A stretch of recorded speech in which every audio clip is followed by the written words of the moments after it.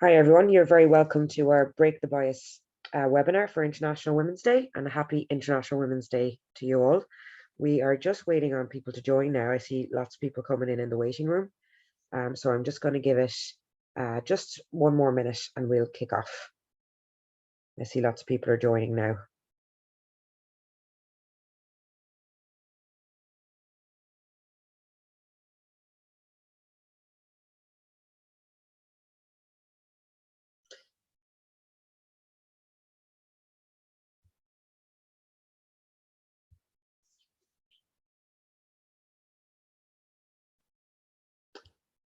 Okay, perfect. We'll kick off.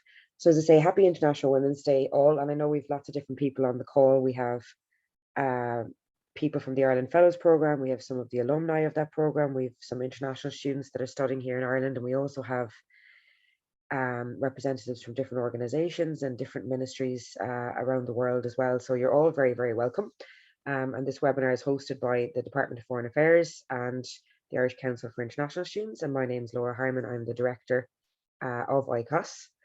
So just to go through some very short housekeeping rules first. So obviously just remember to be in a quiet space, I suppose. And if you wanted to put your name, your name that you want to be called by, if you're asking questions, you can put that in capital letters. And obviously, just if you are asking questions, you'll be able to do that in the chat function later. So you can just keep them clear and short, and we'll go through them.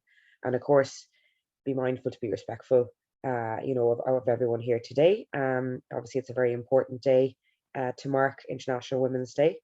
So we'll just go on to the next slide, Tayana. So yeah, so just a few, I suppose, short words from myself. I won't keep you too long as we have some amazing speakers.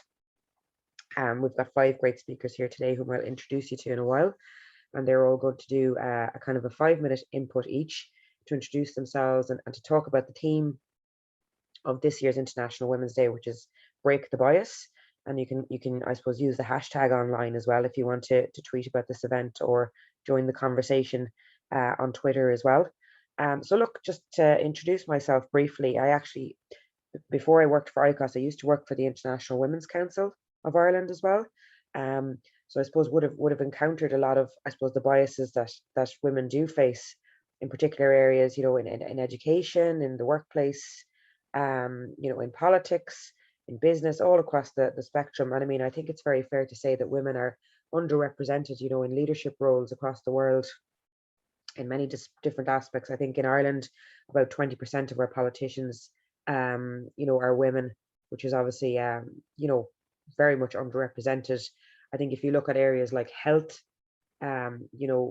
many women, I suppose, are GPs, but I think only 7% of surgeons in Ireland are women. If you look at business boards as well, we know that women are very underrepresented on those boards. And the same in education when it comes to the higher echelons of education in terms of professors or presidents of colleges. So Ireland got its first woman president of university just recently, and also Trinity College Dublin, I think last year or the year before, just appointed their first woman president in over 400 years of the college, which was a really stark, statistic. So I think fair to say that there is bias when it comes to, I suppose, women excelling. And I suppose this is what we're here to talk about today. I suppose why those biases exist and the impact that they have on all of us as women. And I suppose bias is something that people sometimes maybe mightn't even be aware of. It can be unconscious as well. And I suppose it is something that occurs from a very young age, from even when we're born. There's this tendency, to put us into boxes. Blue for a boy, pink for a girl. It happens from a very, very young age. Even if you look at the toys that are sold, I suppose, marketed to boys and girls, they're all very, very different. So it's something that starts, I think, from a very, very young age and continues, I suppose, throughout our lives as well. So really looking forward to the discussion on this today. And I'll, as I say, I'll wrap up now. And I'm looking forward to hearing from the speakers. So just in terms of interacting, so really encourage you to participate as much as you can. If you have any technical troubles, you can just message into the Zoom chat. and you'll be able to put your questions into that chat as well, and we'll keep an eye, the ICOS team will keep an eye on those questions. So before I introduce the Minister, who has sent a video message for us today, I'm just going to ask you, so we're ready to, and Tiana is going to put this into the chat function. We have a question for you, kind of an interactive question. So if you could go to slido.com, and if you could put in this code here, so hash 016803, you'll be able to log in, and there'll be a question for you there, which we will put to you in a moment. And as I said, if you're engaging on social media, you can use hashtag break the bias. So now we're going to play a video from Minister Colm Brophy, who's the Minister for Overseas Development and the Diaspora. So Tiana is going to play that video for you now. And as I say, in the meantime, you can be logging into slido.com as well. So we're just getting the video up now. And as I say, feel free to introduce yourselves in the chat as well.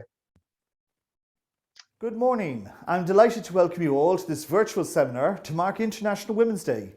Céad Míle Fáilte, or as we say, 100,000 welcomes. So thank you to Laura Harmon and her colleagues in the Irish Council of International Students for bringing us all together today, and a special welcome to our panellists. I am so pleased that so many fellows and alumni are joining us, as well as representatives from the higher education institutions in Ireland. Even as the COVID-19 situation is improving in Ireland, it continues to challenge us all, giving the rise in particular worries and concerns, especially from people far from home. I'd like to congratulate this year's fellows on your achievements in working on your master's programme, and to acknowledge the continuing impact that the pandemic has had on your studies and your experience in Ireland.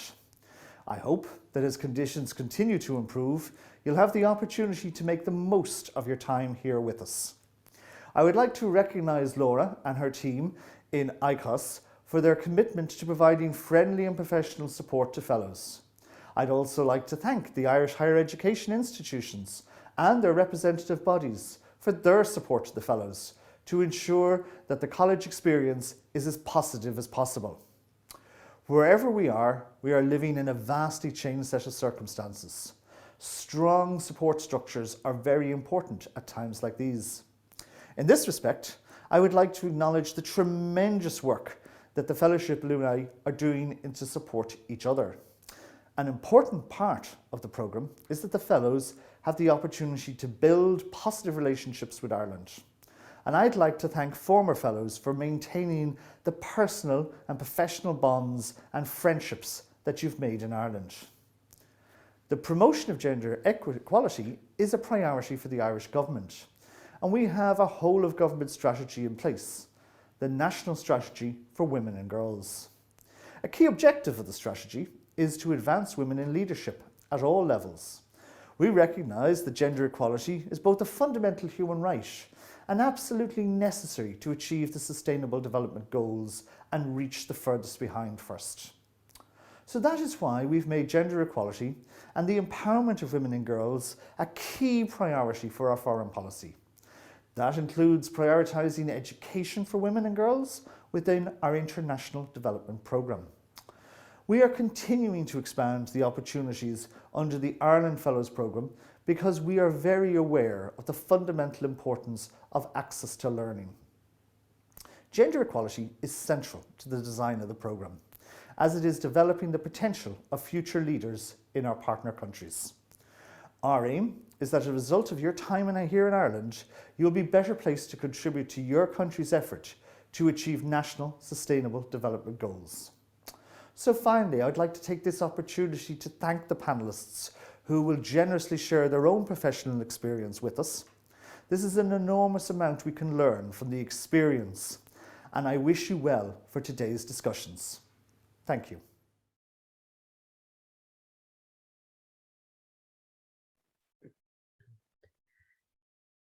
And I'd just like to say thanks to the Minister, thanks to Minister Brophy for his contribution today. And obviously thanks to the Department of Foreign Affairs for supporting and hosting this event. So you should be logged into slido.com now.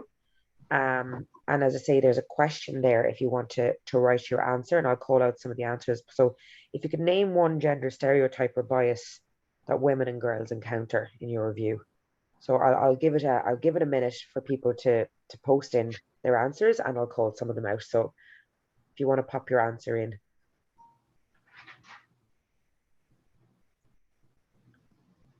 So I see some of them coming in already. So people are saying, women are too emotional to be leaders. You can be bold or successful, but not as much as men. Women should be the homemaker. They're not seen as leaders. Femininity is weak. Is it that time of the month? Expectation to get married and have children by a certain age. I see the emotional one coming up a lot.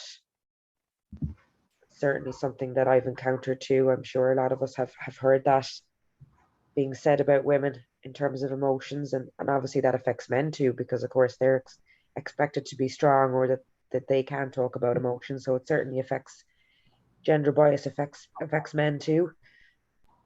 That women are less capable in technical positions.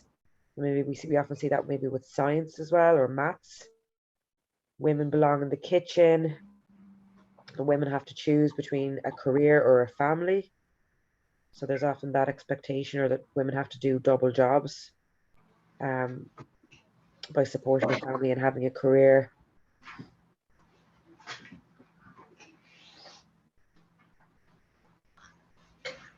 If you choose a job that's too stereotypically female, that you're looked down upon.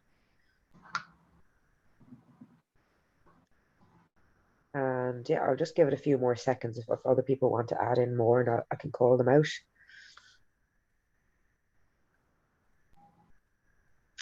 That there's an unequal breakdown of roles in the home. So I suppose who does what in the home. That a woman can't support her family, on her own.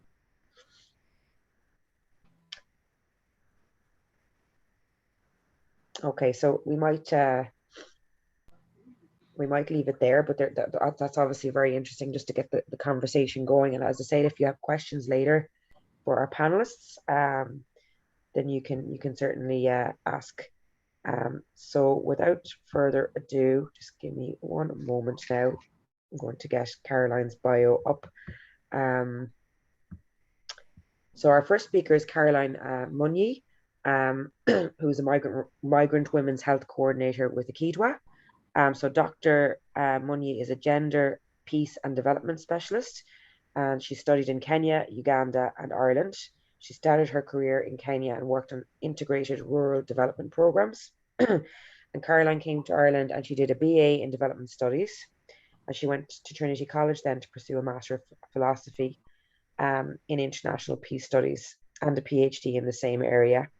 And she specialised in the area of masculinities and violence. So currently, Caroline is the coordinator of Akidwa's migrant women's health programme. She considers herself a feminist and believes in looking after herself well to continue the struggle for the emancipation of women and girls globally. So over to you now, Caroline, and you have just about 5 minutes. Thanks. Yeah, thank you very much for that introduction. And so, as you've been told, my name is Dr. Caroline Munye, and I work for Akidwa. I'm the Migrant Women's Health Coordinator. And yeah, in this role, I look after women who are quite vulnerable, and there are a lot of issues which we try to unpack regarding the migrant woman we represent. And as for personal and my professional experience, like I have years of experience working in with different projects and programs which look at gendered issues across various spectrums. And I can say regarding gender biases that they are a huge issue. And as I keep on saying that whenever you see a problem manifesting in the Irish society, for example, just know that the migrant person, and especially the woman, is always at the bottom of the heap. And what am I trying to say here? That there are also there are other tones. For example, like when I remember when I was in college, because I can see when I was in college, I was the only Black woman in the room, and that was especially when I was doing my master's, and that was in a class of like, I think we were 29. I was the only Black woman in the room, and I can tell you that sometimes it was not a very, very easy experience, even at an intellectual level, whereby sometimes you feel, I feel that I need to push myself even more, or even my experiences, which I was supposed to bring to bear to the class to make the experience for everyone more richer, so that I can also be an equal participant. I could feel that sometimes it was not being very valued, or it was seen as something which is something should not be discussed, or something, or should not be heard. But I felt that sometimes I felt at an intellectual level I had to use even my energy, like a lot of energy, even to express myself and to put my points across. And I know this is something which I'm sure other speakers, because I've seen the speakers share that can identify with, and such struggles. So what I'm trying to say is that some people, even when they're participating in something they hope to achieve, and you know, they're looking at this gender achieving gender equality, as women, first and foremost, even before we think about men, how we can have a level playing ground.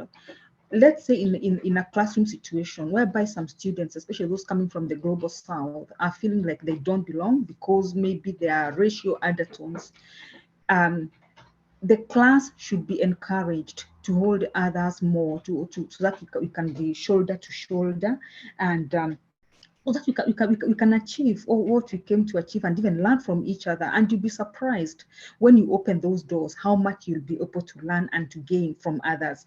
Because sometimes even when we speak, even when I speak like for women, sometimes people think, yeah, this girl, or this woman rather, she's here to speak about migrant women. No, no, no, no, no, no.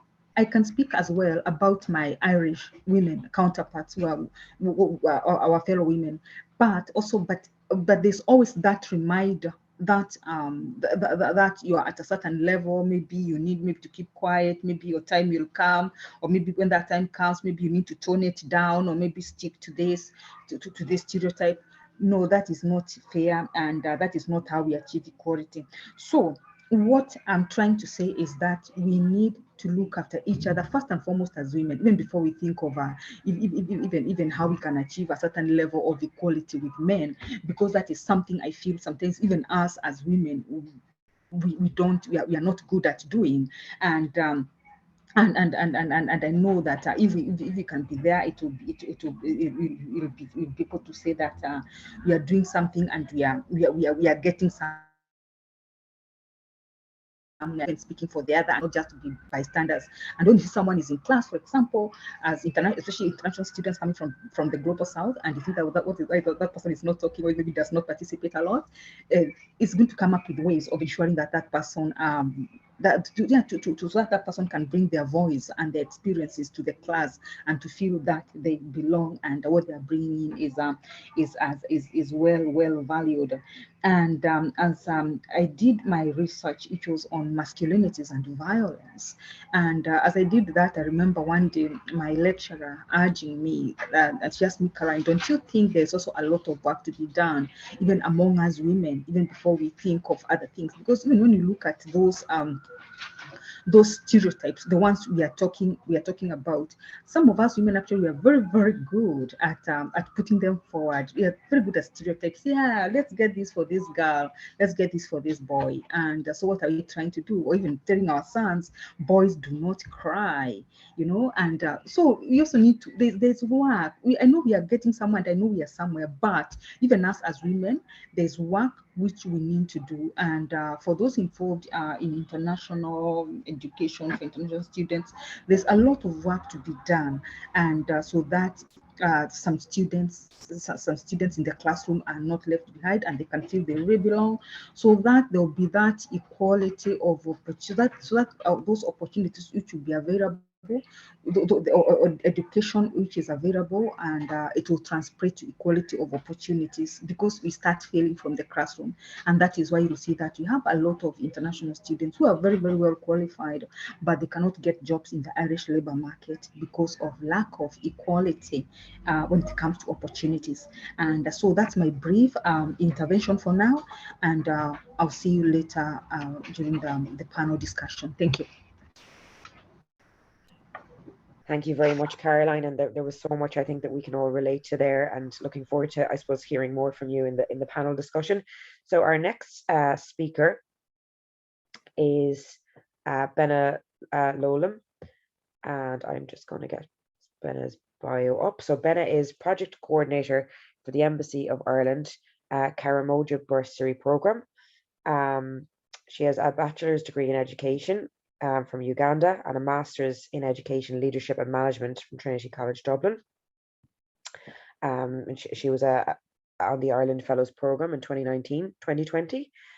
She's a secondary school teacher as well currently. So you're very welcome, Benna, and looking forward to hearing your input. Thank you so much for the invitation. As you all heard, Benna Lowlam, a teacher by profession, though not actively in the classroom at the moment, but I still remain a teacher by profession because of the nature of work that I do. I work as a project coordinator for the Embassy of Ireland Karamoja Bursary Programme. And as we all know that education is really key, as you heard from Caroline, education is key when it comes to trying to bridge and bringing an end to these various stereotypes, gender stereotypes. So what we do basically, or what I personally do as a female, and to make matters worse, as someone who came up from the region, the Karamoja region, it's in the northeastern part of Uganda. And in this area, you find that the girl child, actually, like I call it a place where the stereotype against the gender stereotype is really very strong. Some of these cultural ties are very strong to the extent that a female child was always rendered to have a place in the kitchen alone. So from my own personal experience, I get the passion to work with the young people and see a girl break this bias and move to the next level. And through the Embassy of Ireland Karamoja Bursary Programme that I coordinate, through Straight Up Foundation as an implementing partner in Karamoja, we try to look at the issue of access. First of all, to improve access to quality education by bringing these children on board, because they come from various families that are not able to support themselves in terms of education. When a girl child says, I want to go to school, they will say, no, there's no money. But if it's a boy saying, I want to go to school, they could support, though not 100%. But for the girl child, you find that this was really negative. And when it comes to retention, if they are to push this child to school, after one term, school term or two, they will say, there's no more money, come back home, look after the animals. And the girl child will be looked at as an option to bring dowry to the community, to the household. The girl will be given out in marriage at a tender age, though by government's policies now, at least, this is being reduced and it's being fought. So you find that through this program now, the girls in the region have been really empowered. They are assured of improved access. They go to school. We look at the issue of retention. They keep in school, and then completion of this education. Because these are three different things. There's going to access, and then how? What is the sustainability? What is the way forward? So every stage here comes with its own package. We basically look at, once they are in school, we come up with other programs that we engage, for example, the parents, where this child is coming from, to ensure that they give the support needed to this child to keep in school and complete his or her education. There's mentorship. We connect with the alumni, those who have passed through the program, to help this child, check on them, share their experiences, so that the child is not left alone. Because we know the families that these children are coming from are really creating a lot of issues to their completion and breaking the bias, as we are today discussing this. And here we find that the child, the first institution is the family, where this child comes from. And these stereotypes are beginning right from the time the child is born. For example, when a child is still in the mother's womb, the naming starts. When the child is born, they are already initiated into various roles given to them by this community. They begin saying, this is a girl. They begin training this child from a tender age to be a homemaker, to become a mother, a wife. So the child grows up with that kind of mind. A boy grows up knowing, I have to grow up, look after the animals, I'm masculine. I'm a defender, I'm a protector, and I have to aim higher. So when these children go to school, you find that later on, this alone influences even their performance in school, in the classroom. And now when it comes to the curriculum, you find that at times the curriculum doesn't support this too much. You find this child who has low self-esteem, if the teacher is not so much attentive to this child most likely will drop out before the completion of the required school program or cycle. So that's why I find that if we need to change anything about the gender biases in education, this has to start right from the family. And how? When we involve the parents into this, and also come up with the male involvement, engaging the male component also, so that the male also appreciate that it's not a must. A girl has to remain at home. A girl also has a future, just like the boys have a future. And when they come to school, these girls need to go through the career guidance and counseling, knowing that they can equally compete, become doctors, become engineers, become pilots.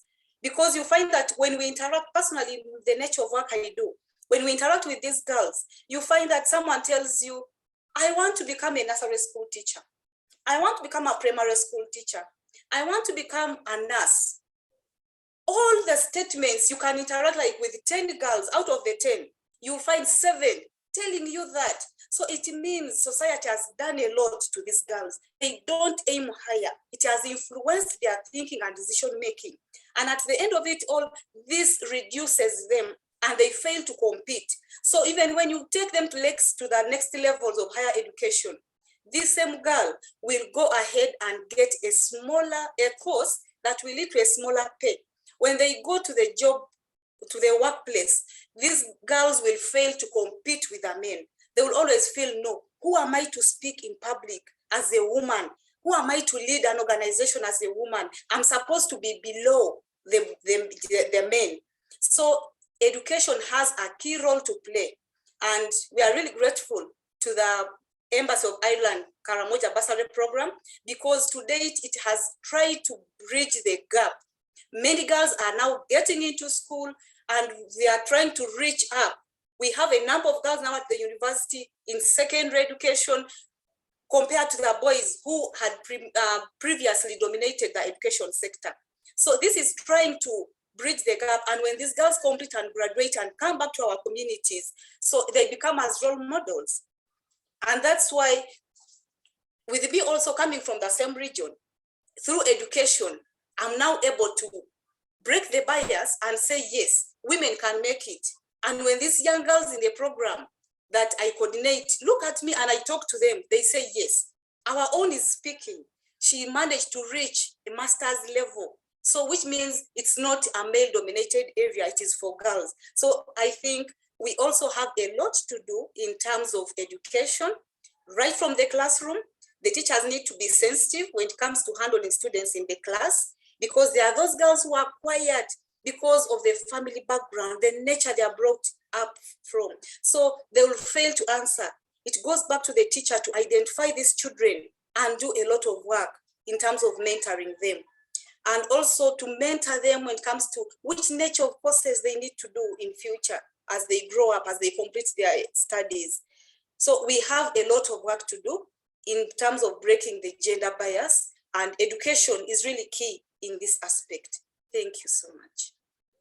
Shall interact more as. Thank you so much, Benna. That was really insightful to hear from particularly the education perspective. I'm looking forward to hearing more from you during the panel discussion. So our next speaker is Josephine Sepeku. So she's project manager at the Future STEM business leader. And just one sec, I'm just getting your bio up there, Josephine. So she's a graduate from the National University of Galway in 2019 with an MA in Gender Rights and Globalization and an LLB in Integrated Law. And Sharia graduate from Zanzibar University class of 2016. She also serves as regional lead East Africa on the Women Empowerment Programme for the Camden Education Trust of Galway, Ireland, and she interned at Global Women's Studies in NUI Galway as well. She has loads more in her bio, but I won't go into all of the details. I'll let you hear from her herself. So you're very welcome, Josephine, and thanks for being with us today. Thank you very much. Hi, everyone. As it was mentioned, my name is Josephine. I am from Tanzania. Being a woman that was born and raised in the shores of East Africa, we've faced with different challenges and problems that we've been facing, especially on gender. And one among the things that as I was growing up, I wanted to make a change, but that change had to begin with me. So as I was seeing several gender stereotypes, I wanted to be that part of change, and that change had to begin with me. Looking at the different things that are happening within the community, I was during my course of doing my degree that was integrated law and Sharia, I saw different diversity, especially as I was learning into a different community and how women are treated. And I was given an opportunity to move around, especially in the rural areas, whereby you might find the cases such as a girl child might be raped or might have experienced some sort of gender stereotyping, and yet they cannot speak anything because the community might hide such incidences because the male child or the male person who has done that is a member of the family, community, or a family friend, and that would go as just how it's supposed to be. However, as time goes by, I was affiliated. I work with Women Action Towards Economic Development, a local NGO that is within my country that is working on helping women and children, including the men engaged through different activities such as land rights for women within the communities and climate change and policies that we're trying to make an action to provide different changes within the community. But on the other hand, I couldn't just stop there. I'm also working with the Africa Code program that is originally based within Ireland, and we're in this Africa Code program, we are working with more than 48 countries at the moment in Africa, and through this program we're working on women, a program called Women Empowerment Program. I serve as a regional lead within East Africa, and through this program we are actually training women, especially teachers within the local areas in all those 48 countries at the moment. And in fact, I'm just from moderating one of the sessions that we usually have on a weekly basis, whereby we train these teachers and women on different aspects such as gender, to avoid the stereotyping, the biasness that is happening. It's a more of a safe space that allows these teachers and women to share as the things that they face and to see on the challenges that they're facing and how they can actually overcome such situation. So for example, within just this series, when we were training women from this February to date, just last month we had a woman who gave birth and was actually given just a 1 week period from Morocco, and then she got back into the program and kept on working on it to see the importance on the things that they're learning on a daily basis. But on the other hand, I would like to talk about the importance of awareness that should be provided to the community. I myself, I would say at least I can talk on these things, or I can be part of the program because I was fortunate enough to be given a scholarship from the Irish Aid that on the fellowship training on gender, globalization, and human rights that has changed my mindset, and to see how we are working and how we are going. Previously, I didn't know how to work on these issues as time goes by, but through it, I was able to bridge that gap, and that is why I'm working until now to see how we can change these women and how we can bridge that gap that is between both male and female, boy and girl child, on the process that they're facing within the community. You might find a good example that when I just got back from doing my master's, and I was happy that at least I have something or knowledge that I can share with the community. But you find the first thing some of the relatives were asking is that now that you're done with school, when are we going to have the rice, in terms of when are we going to celebrate your wedding? That's the first thing that you see, the stereotyping that is happening. So regardless of either your success or whatever that you're facing, but the community will always stereotype to see that you are not fulfilling. Apart from that, I remember experiencing some of the my colleagues that I went to school with, and they come on their graduation day, and you hear some of the members telling them that even though you have studied and you have education and you want to make a change, but your first degree should be your husband and not even the education that you have. It doesn't have value. You've studied because you have to study, but doesn't really make a change within the community. And through this experience, we have seen so many issues that are happening, especially on stereotyping and all. And one among the initiatives that we're really working on within the country level or from our side is to see that this Africa Code Week program, Women Empowerment Program, actually creates that safe space that we as women can also talk and see what can be done. And when we start to do men engage, we know exactly how to go and have the knowledge that we can share, but also through this education that we've received, are we actually sharing it within our community? What are the culture barriers and traditions and things that are affecting us as women or as people within our community, and to see how we're working on it?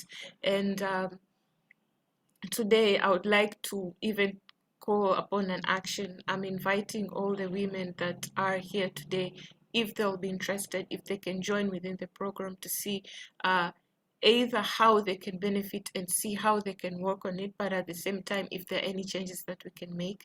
But we'll also be having global conference in May that will look on these challenges. If anyone is interested, please come and join us, especially the teachers or anyone in the education sector, anyone that can make a change and is passionate about making a change, to see that we are breaking this bias, we are making that change that we have. We always say we want to make a change, but I believe that change starts with you. Change has to start with me. The only way we can break this biasness that we are talking about is if we start, if we create this safe space that we can work on. I believe we can talk more as the panel discussion is going on, but anyone who's interested, please don't hesitate to contact me. My contacts can be shared and we can see how we can work on this. And I wish you all the best, and I'm glad to be part of the program. Thank you very much. Thank you, Josephine. Really appreciate your input and looking forward to continuing that in the panel discussion. So our next speaker is Amani Isa. And 1 second, just getting your bio. So Amani was born and raised in Palestine, graduated with a bachelor's degree in international law and human rights in 2018. And she's a recent LLM international human rights law graduate from the University of Galway. Amani currently works as a legal consultant at the World Bank Women, Business and Law Project, focusing on the socioeconomic inclusion of women with disabilities in 190 economies around the world. So you're very welcome, Amani, and I'll open it up to you now. Thank you. Thank you so much, and thank you so much for inviting me today. And I'm beyond honored to speak on such day with among other inspiring and excellent. So my name is Amani, and I was born and raised in Bethlehem, Palestine. As a Palestinian woman with disability myself, coming out of a patriarchal society and a country under occupation, this experience has indeed shaped my personality, my life, and my later career interest. I was a very curious child. I grew up asking who makes laws and why women are being treated than men and what justice and so on. And this curiosity lasted until I finished high school when I decided to study human rights and international law. So during my study, I did a few placements here and there to expose myself more to field of gender and women. And one placement with the domestic violence shelter, which is the only domestic violence in shelter in the West Bank. I was exposed to a variety of issues facing women, but then most importantly with honor killings. I also knew the struggle, the very neglected struggle of women with disabilities in the social, legal, and political scopes, because they don't have because they have to struggle with social stigmas as well as the negative attitude perpetrated against women with disabilities. And this is something I knew that I wanted to focus on for my future master studies. And so I applied for the Ireland Palestine Fellowship Program to study LLM International Human Rights Law in UIG, and application was successful, and a new journey began. I submitted my dissertation last August, titled "Women with the Rights of Women with Disabilities Under the Rubble of Legal, Social, Political Injustice in Palestine." The work in the dissertation held a personal and professional value to me. And it was a very difficult journey due to the very lack of information, sources, data, and women's abilities in the Middle East in general, but and in Palestine in particular. Um, and um, and so after I graduated as the first female in her family generation to be completing her higher education. After I graduated, I started working with the World Bank. We're currently working on the socioeconomic inclusion of women with disabilities in 190 economies. What we're basically doing is analyzing laws laws and policies around the world to see how inclusive they are of women with disabilities, because women with disabilities are often very failed by the feminist movement as well as disability movement, because they struggle with the gender bias and as well as the negative notion of disability, because women are expected to be perfect mentally and physically. And so the notion of disability in many cultures clashes with the notion of womanhood, and how many cultures see women they're not good enough, and they're not women are not good enough to be mothers or to be employed in any settings. So and like I'm not really authorized to share the findings of our research, but what can I say is that the inclusion of women with abilities is very lacking, and intersection discrimination is indeed an issue, because many courts around the world they don't identify intersection discrimination as like gender and disability, and so they do different cases on ground of discrimination. And so right now I'm also working on a deep dive research for women's abilities in Middle East and North Africa, and the intersection of culture, religion, at making and enforcing the stigmas and stereotype of women in general and women with disability in particular. I mean, people with disability in general, they struggle with marginalization and negligence, indeed. But women's disabilities, they struggle because their status, gender, and the stereotype of imposed on women in general, but also women with disability in particular, are prone to more social negligence, legal negligence, as well as political negligence. So I'm looking forward to expand my professional experience, and also to complete my PhD studies in disability and gender, because it's an area indeed that needs more awareness. And also the main issue is data, like sex disaggregated data is very lacking in general, also within the Middle Eastern and North African context. And the report we're working on will be published probably after fall, and will be sent to the CRBD committee at the UN, hopefully to encourage the government to be more inclusive towards women's disability, and to put gender on their agenda and their policies, and to make a change And it all starts with education and awareness. Thank you. Thank you so much, Amani. That was great to hear from you. And as I say, we'll have our discussion coming up shortly. So please do ask questions in the chat function if you have questions for our speakers. So our next speaker is Elia Neve. And I'm just getting your bio up, Elia. And I know Elia unfortunately can't stay for the chat afterwards, as she has something at 12. So Elia is from Mozambique. She has an MA in Leadership and Early Years Education and Care and a bachelor's in Primary Teaching with a major in Early Years Education from the Pedagogical University in Mozambique.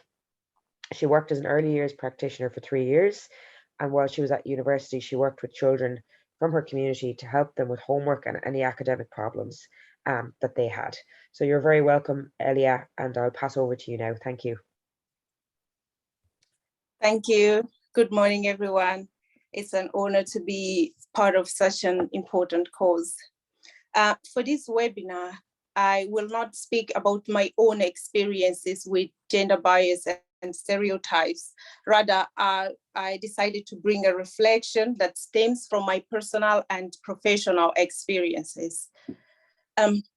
Women suffer from different types of discrimination, stereotypes and bias from the beginning of times. We have been fighting for rights for generations. As a woman involved in leadership and education, today I would like to invite everyone for a reflection on gender equality and women's inclusion in leadership and education.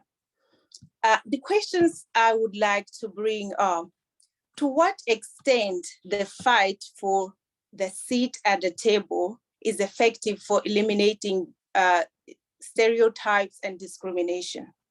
To what extent the society as a whole is deeply conscious of the need to break the bias?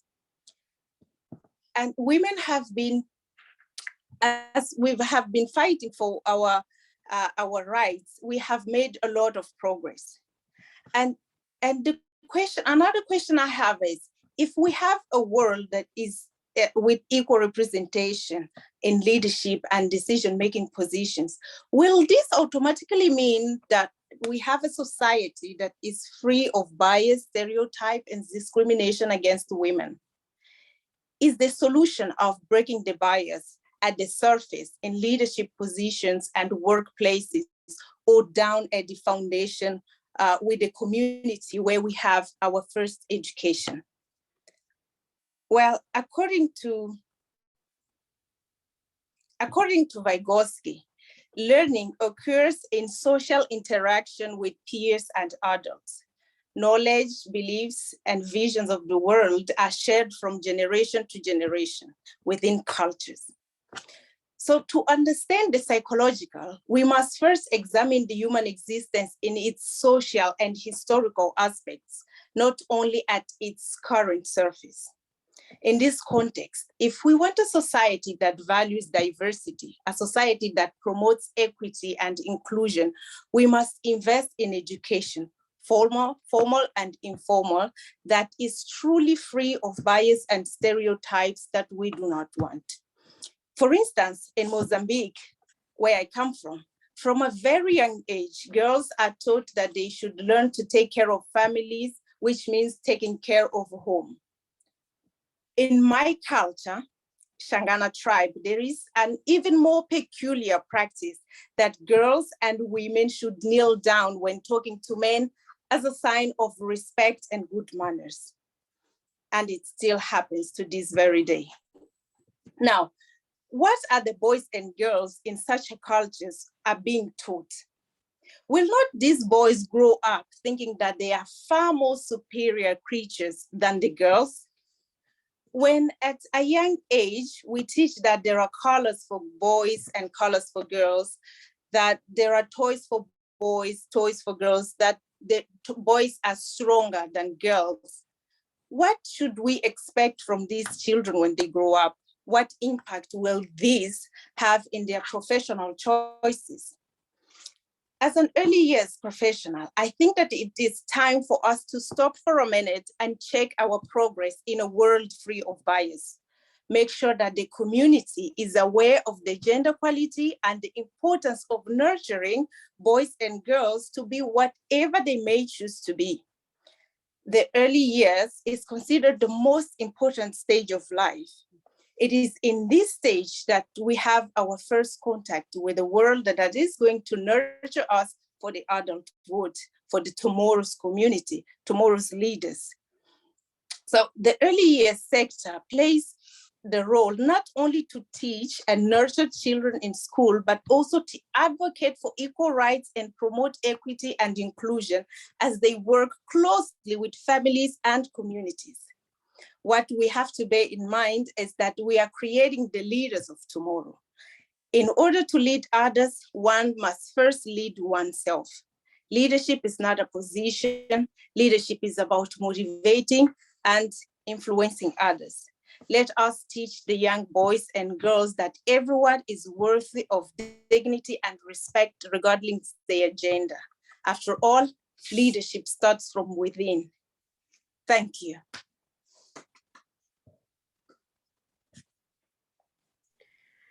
Thank you so much, Elia, and sorry that you won't be here to join the discussion, but that was extremely illuminating and really interesting to hear your contribution.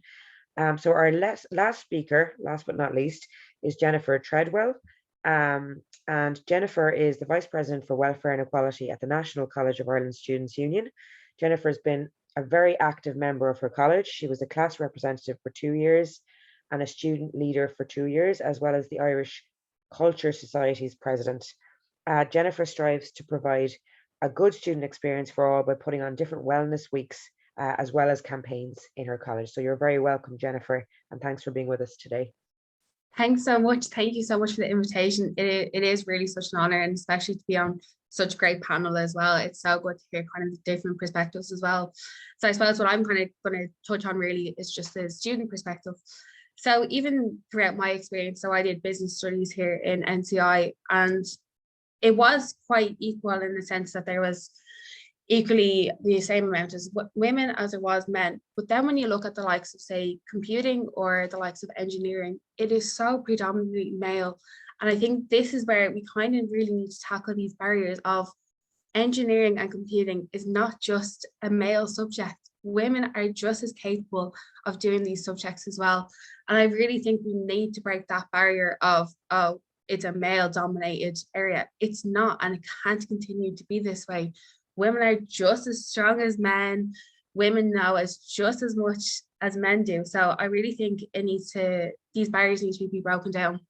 And I think this can kind of be started from even second level education, showing women the insights of, oh, this is what engineering is about. Because I don't think they really kind of open their eyes to these things because they just automatically assume, no, that's a male subject, I can't do that. So I think we need to put on these type of workshops to just show women that it is okay to do these subjects. You are more than welcome, more than capable to do these things. And I just think it's the way we've kind of been raised as well. You'd probably look at maybe like your parents even and look at what your dads are doing and seeing a lot of them are probably in the likes of construction or, mechanics.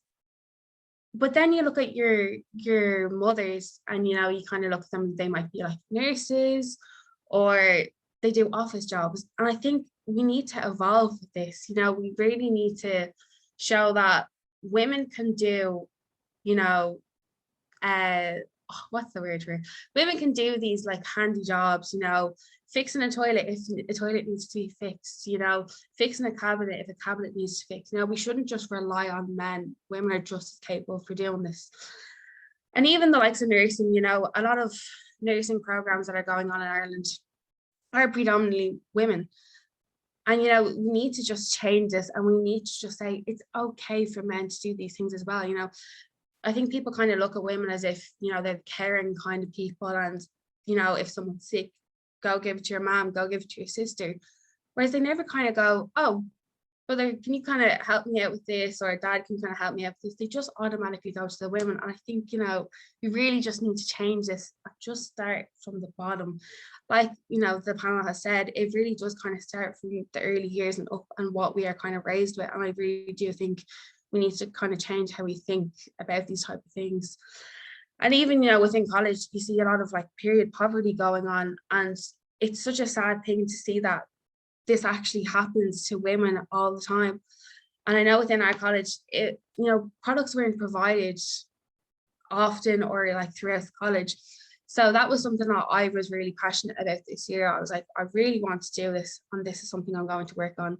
I did successfully manage, with the help of our EDI manager, to be able to provide, you know, products to all women, all non-binary students. And we also have a sanitary dispenser place in the men's bathroom as well, because, you know, the world is evolving so much that we can't keep up with it, and we need to start being able to keep up with these things. So it's just so important. Even the topics of periods, men need to be involved in this conversation just as much, because at the end of the day, if they start having kids and, you know, they have daughters, they're going to have to touch on these topics eventually, because, you know, it's just how our bodies work.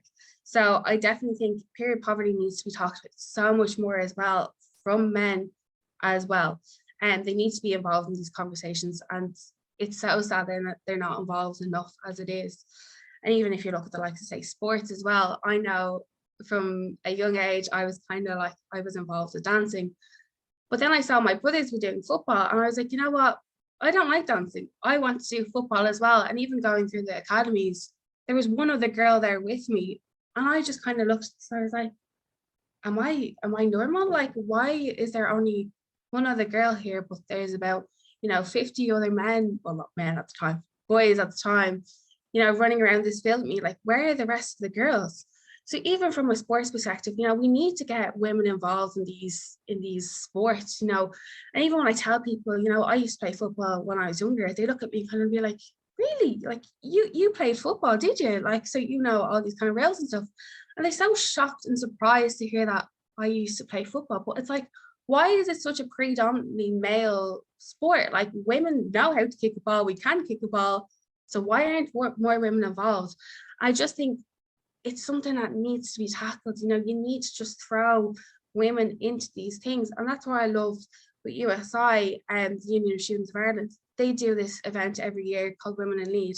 And it's all about empowering women to, you know, get involved, go for leadership roles, whether it be, you know, a class representative role, whether it be setting up your own society, being a president of society, or running for the elections. You know, it is just, it's so empowering to see that, you know, higher up are doing something about it, but we just need to tackle these things within.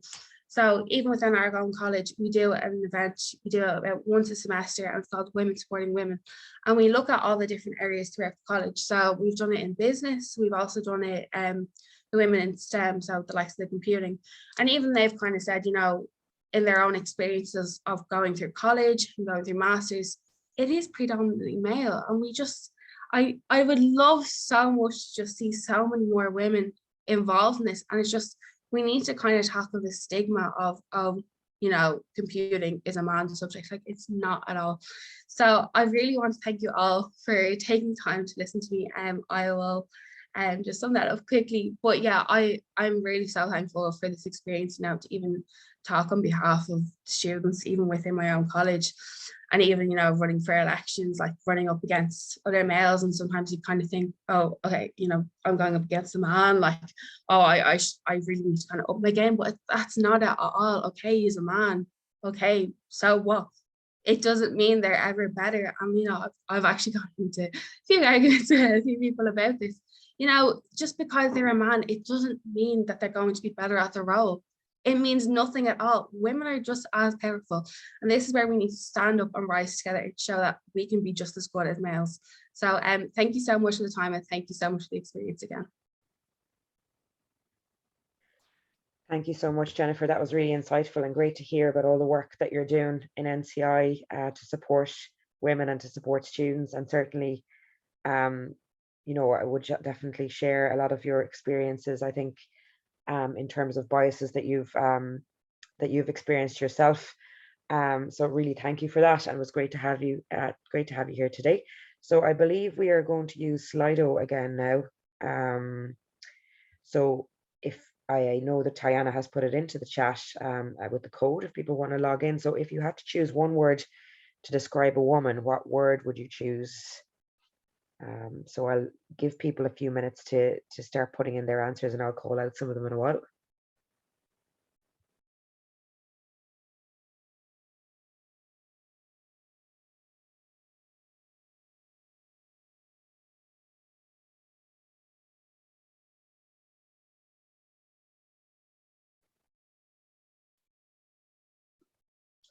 So great to see words in there like powerful, strong, resilient, human, capable, life, smart, disadvantaged, superhero. So feel free to add to that if you want, and we'll collate them. So I suppose it is interesting, you know, that you choose these words, and I know there's a lot of women here today, but sometimes the word strong is maybe not associated with women as much as with men. So really important that we recognize that we are strong, and we are powerful as well. Special, yeah, capable, resilient, absolutely. I think women need to be resilient, I think, a lot of the time, coming up against these biases. Great. So we might leave the Slido there, and we can commence the panel discussion. So I have a few questions to ask, but great if people can put into the chat if you have questions. I'm sure you must have loads of questions because it's a fantastic panel of speakers that we have. As I say, Elia had to leave, unfortunately, but the rest of the panel are here. So look, the first question that I'm going to put to the panel, and I might start randomly, maybe if you want to put your cameras on, actually, that would be great. Maybe I'll start with you, Caroline. So I know Jennifer outlined some of her perspectives there, but just, I suppose, what gender biases have you experienced, you know, during your career or just in life in general, and you know, how have you overcome them? I know a lot of you have kind of touched on this already, but just an opportunity for you to maybe talk about ones in particular. Thank you. Yeah, thank you very much, Laura. That's a very good question, like about the gender biases which I've experienced in my life, even in my career, and there are plenty. And yeah, people like saying. I remember one time someone was coming from Kenya, and one of my relatives in Nairobi decided to send that person with something for me from home. It was a food item. And when that person arrived and we were just chatting, and he was asking me, that time I was a student in Trinity, and he was just asking me about the car I wanted to buy because I didn't have. So I started describing. Then he said something like, oh, yeah, buy something a bit feminine, something feminine. And then he described. And so I was like, then in my head, I was like, oh my God, how that has. So, you know, but it kept on going it kept on turning in my head, like, you know, to sleep, like, God, yeah, it was just something I need to buy just to so that I can people to move around and to make my life easier. But I've been told to make it more feminine. And I also remember that just like yeah, when I was doing my PhD, and people are saying, does it mean that now what are we going to call you? And you're a woman, and not many women we know who have it, especially where it comes from. And that was a big issue. And just like that lady from Tanzania who was saying that people are telling her that when are we going to eat rice, when are you going to get married, and when are you going to have, yeah, like that comes like when you're a woman and you're trying to scale certain heights. Those are some of the things like me I've encountered, and you feel like you're swimming upstream, and it's not easy at all. And even when you know, like even when you know your stuff, you know, even when you know your stuff very very well, you feel that you're being challenged because of because you're a woman, you're feminine, you're supposed to be soft, you're supposed to be like that. There's that picture which has Yeah, that's something I just fit into that. And as I said earlier, Laura, and when you're a Black woman, seriously, because I can't talk, I'm not getting over this. I'm not getting over this. We cannot talk about gender stereotyping and then remove racial stereotyping, especially when you're a Black woman. That's what I was saying. Like even you, Jennifer, I've liked you very much and what you said, and I'd like to invite you to one of our events. And like, look out for for girls of color in college. Talk about that poverty, period poverty. Seriously, this is because I know like some of the things I encountered when I was a student, and also I was only Black woman in the class, and I remember thinking like I was so happy, and even the first one I went to college, when I was meeting the admin staff who was taken to class, I was so happy.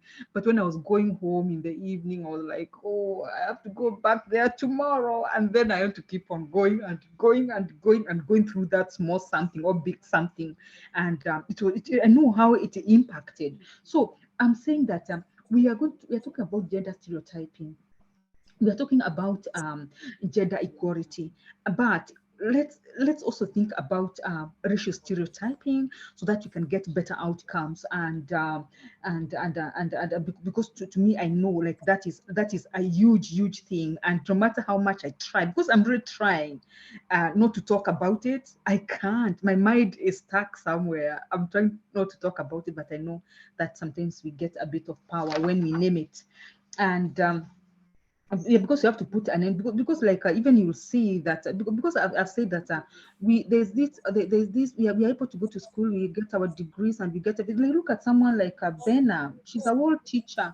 We have a lot of schools here, and we have a lot of children going to various schools and coming from various cultures and backgrounds. Why can't Bena be given an opportunity to go to an Irish classroom and teach children there?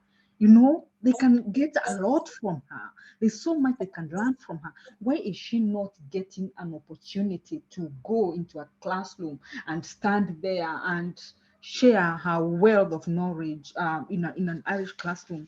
Why? So we can access all this education, but when it comes to equality of opportunity, that is missing big time. And so I still go back to my pet rallying call. As we talk about gender stereotyping, let's also think about racial stereotyping. Thank you, Laura. Thank you, Caroline. And I think that's a really important point that you made. And I know when we talk about feminism, we need to talk about intersectional feminism as well. It's not just for one cohort of women or for white women. It's about women of all color and creeds and sexualities, and obviously women have disabilities as well. And we're a very big group, so I know there's often that double discrimination as well, and women from disadvantaged backgrounds and working class women. It's huge. So much we could talk about in relation to that. And I just think your experience, of being the only Black woman in the room, in the classroom, I can't imagine personally how that must feel. It's really important, I think, point that you highlighted, and I'm sure a lot of people on the call today will identify with that as well. Jennifer, so maybe listened. Maybe Benna, do you want to come in on that? I know you were mentioned there as well in terms of teaching. Would you like to maybe talk about some of the biases that you've experienced and maybe how you overcame them? Just if you have anything to add.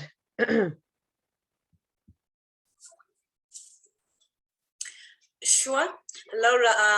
As a woman, first of all, as a female, and growing in a community that is almost like a hub of gender stereotyping, as I was growing up, I went through a lot of this kind of biases, but I had to fight my way through to ensure that I attain what I want.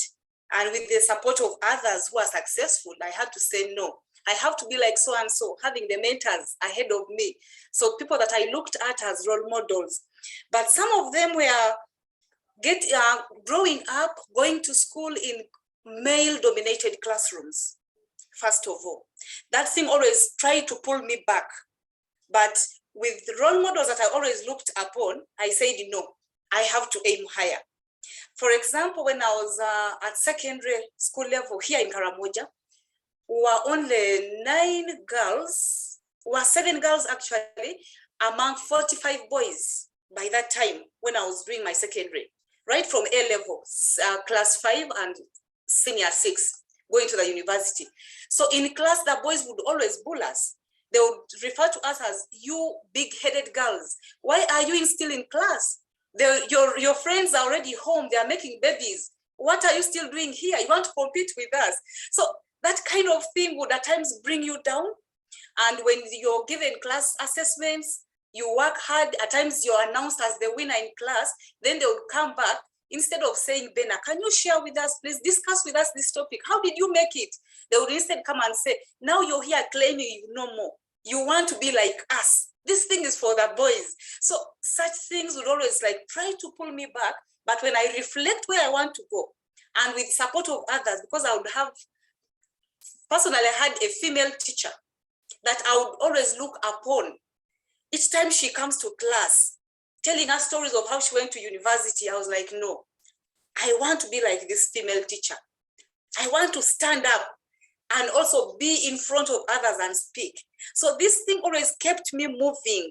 And also besides that, coming from a family that had 3 boys and 7 girls, good enough, I was the youngest girl in the family. And all these girls had gone through this hurdle. So they had reached some level of education.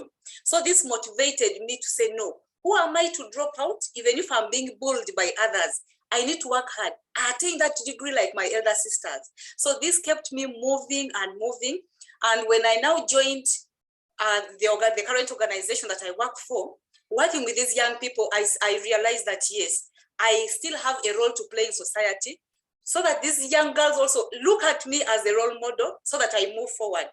But it didn't end at that, because at various levels, the higher women go, you find that there are more barriers and there are more stereotypes that we get there that try to pull us down. Just as Caroline said, when I also managed to get the scholarship under the Irish Fellowship Program, and I went to Ireland for my master's, I was the only Black student in my class. We're around 45, but I was the only Black. But thank God it was a welcoming community. So this helped me to work hard. They were so accommodative. I realized that these are people who wished me the best. So it gave me more courage to push on. So when we talk of stereotyping at all levels, we meet it. But despite that, we just have to work hard and always stick to what we want to attain as women, and also make sure the young ones that are down below our levels, we need to encourage them, carry them on in terms of mentoring, so that they stick to their dreams and they also achieve what they want to be. Thank you. Thank you very much, Benna. And I think you highlighted a lot of important issues there around support and role models as well. So I saw one question in the chat, and I might go to you, Amani, if that's okay first. And obviously, if you want to expand on the previous question, feel free. But I suppose, how can we involve men in this conversation? What can men do to, I suppose, help break down the gender bias as well? What would be your view on that? Thank you for this question. It's indeed very important question, and from speaking from a personal experience, back home I went to a private Catholic school for girls, so it was only just for girls. And next to us there was like a private Catholic school for boys, and they were very separated. And so, especially when it comes to sex education and the thing that involve like talk about like men and women. Unfortunately, men and boys from very early age are not involved in anything to talk about what confront women, and like just to talk about general thing that face society. Especially with I don't know if I mentioned this, but like during my LLM, I was part of the project to work on period poverty, and so it before that you need to sign up for this team. And unfortunately, none of our male classmates signed up to be part of the project. And you feel like most of them, they avoid or they have no interest. But because they don't know the impact of their involvement, and they also, whether they know or not, it affects them even indirectly. In the future, they have wives, they have daughters, they have mothers and sisters. So I think the first step would be to break the bias and stereotype is to involve little boys in the conversation and to change the school's curriculum. Like when I was young, you see in the school curriculum how like, oh, so your dad will read the newspaper and your mom is in the kitchen cooking. And so this need to change, and also we need to normalize the period talk. We need to normalize everything when it comes to woman body, and we need to really raise awareness what confronts women in general with men and boys. And so because when they're not involved in the talk, it just is further enforce the stigma and the stereotype. And also I took a class which was like optional in gender and human rights, and all the class were women. None of the guy, none of the male classmates were involved because it was optional, and so they weren't very interested. In this case, I would say that we should probably have like obligatory classes that everyone should take to raise awareness on gender issues, and how to break bias and to actually inform men and boys about the stereotype, about how to make equality a possibility in 2022. As much as we made good advancements in settings, but I would say we need a lot of work to do, especially from the Middle East and North Africa. This talk is almost non-existent, and when you go to classes, to different settings, and it's like everything is separated. Men that have their own issues, women they just struggle on their own. And so I would say it's definitely education. I don't remember who mentioned. I think yeah, Benna. She said education is the very crucial, very first step that needs to be done. It's in great boys from their early age, because it's really easy for their ideas to be rooted in their head. And so when we teach them and educate them on certain issues, when they grow up, they'll having these ideas, and they will help, because in this road, it's not only women that should walk on their own. I think both of them. After all, we're looking for equality, and we're not here to neglect also men and boys in many issues. We're here to gain equality and empower women, because there is an advantage in many scopes. And so education is absolutely the key, and as well as awareness. Thank you. Thanks, Amani. And there's certainly lots of suggested solutions there. I think really interesting that you say there should be obligatory, classes for everybody on these issues, not just optional. So I'll come to you, Josephine, next, and I'll come to you after Jennifer. So the same question, just how do you think that men and boys can be involved in this discussion? What can they do to help break down gender bias? Thank you very much, Laura. I'm going to answer this in a form of an example on something that we've experienced in the country. So we had a program where we were doing land awareness to the women in the rural areas in our community, some area called Kisarawe. In this program, we were raising this awareness where we wanted women to actually know their rights and to understand what they have and not to miss anything. During the trainings, we had more than, let's say, I think more than 150 women who attended that training. However, when we went back to the evaluation right after to see what they've done and how they went through, those women reduced tremendously to less than 100 women who participated. Something that doesn't show that, it shows that we expected to have more women, but rather we had few. When we came to find out, to see what the problem really was it the education that we provided, or was it the community? And we found out that these women, when they went back, of course, they communicated with their families and husbands and men that are surrounding them, and they couldn't portray the messages how it's required, and they were refused to attend the next meeting because it seemed that they are being brainwashed not to follow or to understand the male leadership within the community. So through this, we actually see the importance of involving men or having male figure within the decision makings that we are making on a daily basis. Encouragement or involvement could be of different aspects. You could have a combination of both male and female at par when you want to do a certain involvement. You can have a female separated meeting and a male separated meeting. Hear both views to create a safe space that each party can provide what they have based on culture, traditions, and level of education and awareness that they have, and then combine the two in order to cater something that is required. Because in reality, if we don't involve men and we do it on our own, at some point it does create that biasness where we find I could also give a good example whereby there were some opportunities that were supposed to happen to a certain community, and because we were promoting female children, so an opportunity was given to a female child even though there was a male child who deserved it more. And because of that, in order to bridge this biasness, to create equality rather than equity, it created a bitterness into that boy child who said that I've worked so hard and I've studied so hard to receive this opportunity, but I'm losing it just because we are talking about having equality and rather than equity. So there are moments that we need to see the difference and what actually we are tackling. You might have 3 women at the table that could make a difference rather than have 10 women who cannot even defend or say something or across the message that is required within the community.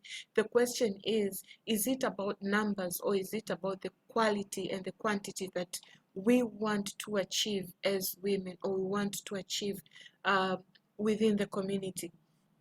So there are very several examples that we can provide that are actually happening at the moment based on several spaces that we're going. So we should have female encouragement, but we should also be careful on how we are using or the methods that we are talking or the approaches that we are using in order to bridge this gap that we are talking about.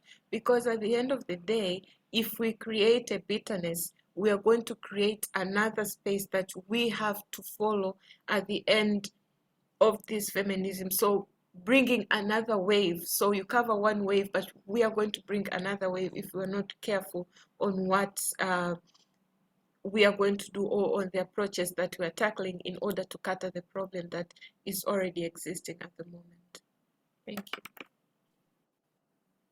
Thank you, Josephine. Some really important insights there. And I'm going to come to you, Jennifer, with the same question just around how can we involve men and boys in this discussion and what can they do? Yeah, so I suppose what we've kind of started to do is we've started to follow the Athena Swan framework. So it's all about, you know, when you're on a working group, having, you know, 50% males and 50% women. And it's just, I feel like all about kind of approaching men to actually just get involved in conversation. But I also feel that sometimes men are actually afraid to talk to other men about, you know, especially women's rights. So I feel like there's a lot of kind of toxic masculinity, and especially I think there's a lot of immaturity around the whole topic as well when it comes to men. I just feel like they're quite afraid to kind of stand up and be like, you know what, we've actually treated women so badly in the past, and even we kind of sometimes continue to treat them badly, and sometimes we do actually take advantage. So I think there's also just some men are just terrified to just speak up and stand up for what's right. And I think it just also just comes back to, you know, the way some people are raised, and, you know, sometimes the culture that they were raised with, it can just be so toxic at times. So I definitely think, you know, for those people that are afraid to stand up, just don't be afraid. Just take the leap and stand up and just, you know, speak up for women and speak up for what is right, and, you know, speak up for what you believe in. Because if you believe in it and you're just going to stay silent, I mean, here are you really benefiting at the end of the day? So I really think, you know, we just need to encourage more men to just stand up and stand up for what they believe in. So yeah, thank you. That's great. Thanks, Jennifer. So I'm going to put one more question to you all, because I know we're approaching 12:30. There's a couple of questions I know still in the chat. We won't unfortunately get to every question, But I'm going to just ask you two things. So one of the questions which I think is really important that came up today was, so often when feminism is studied or talked about, women of color, trans women, migrant women are left behind. So how can we bolster this movement to include all women? So I suppose I'm going to put that to you. How can we include all women? And secondly, if you have to give one piece of advice to the women and the men on the call today, how they can support, breaking down gender bias and feminism, what would that be? So one piece of advice for our listeners, and how can we include all women? So I might start with you, Benna, if that's okay. Thank you for that question. When it comes to involvement of women, how we can include women, I will always refer to a community where I come from. There is need for access and control. It is a very key issue when we are talking of issues around gender equality and breaking the bias, because we find that in my community here, women, once you're married, your husband will show you the animals and say, these are your animals. You're entitled to milk them. But when it comes to selling an animal, maybe to take a child to school, you have to seek for permission. So you find that women need to be empowered, to be helped. They need to be empowered in terms of access and control, so that they are able to make independent and positive decisions that promote and make sure that their life is improved. And also when it comes to school, the girls need to be supported when it comes to access in terms of distance. You find that in communities, our communities are not the same. There are those that are in urban areas that are easily accessed. And when they go to school, they get information and their life is better. But there are those that are in hard to reach areas. And then besides the hard to reach areas, you find access itself, the distance from school to home is hard for this child. So that structure will always remain in place without students or pupils. And besides, the ignorance bit of it, because now the issues around women empowerment and all that may remain among the elite women. But what about the grassroots woman? Who is reaching that woman to enlighten her that there are certain rights you are entitled to? So all these areas need to be first of all tackled so that the woman can be empowered. Thank you for now. That's great. Thank you, Benna, and thanks for being with us today. I'm going to go to you, Caroline, next, if you're still there, are you? So how can we include all women, and what advice would you have for people on the call today, how they can promote feminism? Yeah, thank you, Laura. That's a very good question. And how we can include all women? Yeah, there are many ways, and I think I've said some of them. That one way actually is to start by us women supporting one another and looking out for one another in the room to make sure that the women are there, migrants and everyone. I know sometimes we can be women and they're talking, but some women are there more than others, and sometimes maybe it's just to show representation that we had everybody, and we need to make sure that all voices are heard, and so that means like even if it's pulling your head, like, who's there? Say something, and what did you bring? And because we know that we keep on saying that sometimes you may not have a seat on the chair, but bring your own stool. And so look for those ones who decided to be determined enough to bring their own stools because they could not get a seat, and tell them to say something so that they can be seen. And that's why you see, like us here at Akido, when we are having our some of our projects, we name them names like "We Are Still Here," just to remind Ireland that we women of Ireland, now the Ireland has become very diversified, and migrant women, Amani, we are still here. So we call them those funny names, so just to create that's something to bring out, that's something extra. So I'm saying first and foremost, women, we need to look after one another. And again, I want to just to say something, so just to reinforce something that because I said earlier that when we think a program is manifesting or affecting the general population, just know that it's affecting migrant women like 5 times more. For example, the issue of mental health and how it impacts on different people was not very much talked about before COVID. But as people, as an organization, and we are working on mental health issues, and even we're having our own research like the Let's Talk project. And then COVID hits. Within 6 months, there was a surge in mental health, and then the general population was like mental health. But when you look now, those issues which were already we were talking about, they were already there, and so the same story applies to like even gender issues that and those problems which create inequalities and which need to be balanced. They affect some groups more than others, and we need to look out for one another. I think that's all what I can say for now. Laura, thank you. Thank you very much, Caroline, and thanks for being with us today. It was a pleasure listening to you and everyone. I'm going to go to Josephine next with the same question. So just how can we include all women, and do you have any advice for people on the call today? Thank you very much, Laura. I think we can include all women on different aspects or different levels that we have within our community. Just each opportunity that rises. Remember your neighbor, your family, a colleague, fellow student, someone that is out there. Just have a think. And when we say remember them, just see the impact that they can create in one way or another. That way, when we are our own advocates, it's easier to keep on being there. There are moments that you find it's us, the fellow women, who are against each other at times, not always. And then there are moments that we need to be there towards one another. If you remember one or two people that could make a difference, then why not involve? That could make a change in one way or another. That is why I'm saying that it's very important to remember the ones that we have, because and once you are given maybe an invitation or something, attend. It might not benefit you today, or it might not benefit you directly, but it might lead you to meet to another person that might make a difference or a change that you are looking for directly.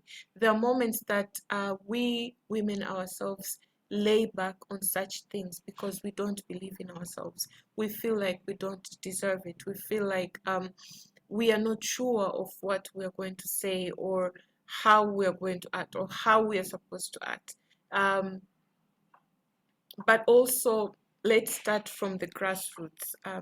The children that we have, the community that is surrounding, something that you instill in a child from 5 to 6 years can live in that person's life better, because they're training themselves to grow into that community that we're looking for, rather than a person who has already grown.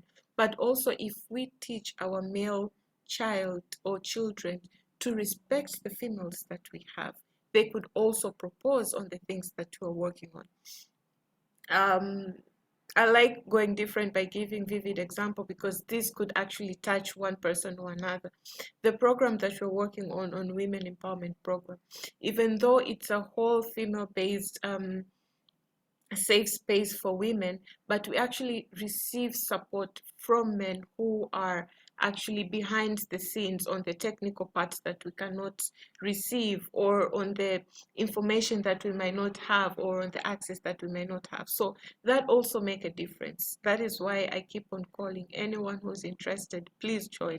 It's another way that I say change starts with me. I'm starting that change. Anyone who's interested, please contact us, and we see how we can make that difference within our community. Thank you. Thank you, Josephine, and thanks for your contribution today and for being with us. We really appreciate it. So I'm going to go to you, Jennifer, now next with the same question. How can we include all women, and if you have any advice for people on the call? Yeah, so I definitely think even the likes of these talks, listening to different experiences that people have, because there's each and like the unique experience to every single person here. We've all kind of experienced different things throughout our lives. So I definitely think we need to have more discussions about this, and not just on International Women's Day. We need to have these nearly weekly discussions, listening to each other and just opening up about what inequalities we have going on in our lives, especially through webinars, whether it be in person or online. It's the start to it, I think, and definitely just encouraging more men to get involved. Send that invite to them, even check in with them and be like, listen, you know, I'm not sure if you've kind of kept up with like women's rights and, you know, what's kind of happening in the world, but, you know, what's kind of near your perspective on it even, and just see what their own opinions are about it, and just kind of see how you can nearly educate them or just invite them to the conversation about it. I definitely think it's just all about, you know, standing up, like, don't be afraid to stand up. Like, no one's going to put you down for you know, speaking up for what you believe in. So I definitely think we need to just empower people to just speak up and stand up for what's right. That's kind of the best advice I think I can really give. Thanks. That's great. Thank you so much, Jennifer, and thanks for your contribution today as well, and for being with us. It was great to have you. So I'll give you the last word, Annie. So if you want to address the same question, how can we include all women, and any parting advice that you have for people on the call? Thanks. I believe all the ladies gave excellent answers and touched upon all the points that I wanted to make. From my experience, from my professional setting, I would say that something like as you said previously, feminism should be intersectional and diverse. I think that's the key answer, is diverse and intersectional. For example, for women's abilities, like when a lot of like feminist conferences around the world took place, unintentionally they excluded women's ability, and so when a lot of policies took place, they excluded women's ability because it's like nothing about us without us. So I think all voices should be heard. They should incorporate everyone, not just to be like, for example, white, able, straight, feminist, like should be like LGBT, people of color. Everyone should be involved in the conversation. I think the key is definitely intersectional. And for men and to be like in this conversation, I think it would, like, for example, in everyday life, like I think if you hear a joke that is very misogynistic, or that would harm women in a very like further enforcing the gender stereotype, I think it's time to stand up. It's just very little thing that really make difference, and actually educate other male friends, and don't, like, for example, don't laugh at the joke as like, because it's not harmful for you, but it's harmful for women, and actually even worse. So it's a little thing on a daily basis that you can actually make difference, and just get involved in the conversation. It doesn't have to be about you, but as mentioned previously, for the future it will have effect and impact, and that's the change starts with very little things, and just get in the conversation, and get involved, listen to other women, and don't invalidate their feeling and their experiences. And yeah, that's all I got. Thank you. Thank you so much, and thanks for being with us today as well. It was really important, your contributions. So I just want to, I suppose we'll wrap up now, but I just want to say thanks so much to all of our speakers. You were absolutely fantastic, and I've certainly learned a lot from listening to you. And I think we have a lot of food for thought now for the rest of the day and the year to think about what we can do to kind of break down gender biases together. So I just want to say a happy International Women's Day to everyone, and thanks to all our attendees. Thanks in particular to Tiana and the ICOS team for organising this event. And thanks to our colleagues in the Department of Foreign Affairs as well, Liz Keogh and the team in there for hosting this event. So you can join the conversation online, hashtag Break the Bias, and ICOS has been live tweeting this as well on our Twitter if you want to give it a follow. You can see pictures of yourselves up there, I'm sure, after this. So listen, we'll leave it at that. I just want to say thanks to everyone for coming today, and have a lovely International Women's Day, everyone. See you.